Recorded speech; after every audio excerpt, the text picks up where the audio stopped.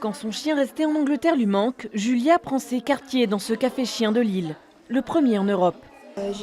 J'avais connu cet endroit à cause d'une amie qui travaille juste là, qui a vu le café, et puis après il a dit oh, il faut y aller.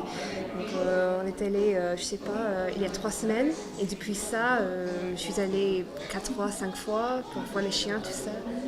Ouvert il y a un mois sur le modèle des bars à chats, ici ce sont 9 chiens qui se prêtent aux caresses et aux jeux. C'est l'idée un peu folle d'Ophélie, 24 ans, qui a réuni pour cela 60 000 €, notamment grâce au financement participatif. 6 chiens lui appartiennent et 3 autres sont proposés à l'adoption. La recette pour une bonne cohabitation, des chiens sociables et dressés pour accepter les caresses d'inconnus.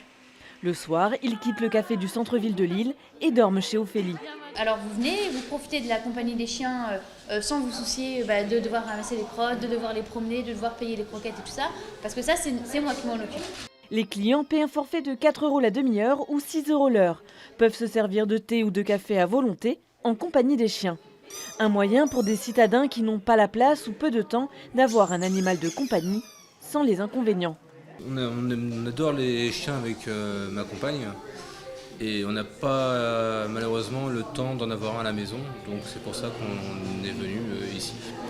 Et c'est vrai que c'est un lieu sympathique avec 2 jeunes femmes sympathiques aussi, donc on se sent très bien au WAF. Moi j'ai un chien et je l'ai pas souvent, c'est une garde alternée avec quelqu'un avec qui j'étais et du coup ça fait plaisir de justement, comme Simon disait, avoir un animal par procuration pendant quelques heures. À ses détracteurs, Ophélie répond que les chiens sont bien soignés et toujours mieux à être câlinés dans son café qu'hébergés en refuge. Pas question en revanche de venir avec son propre chien.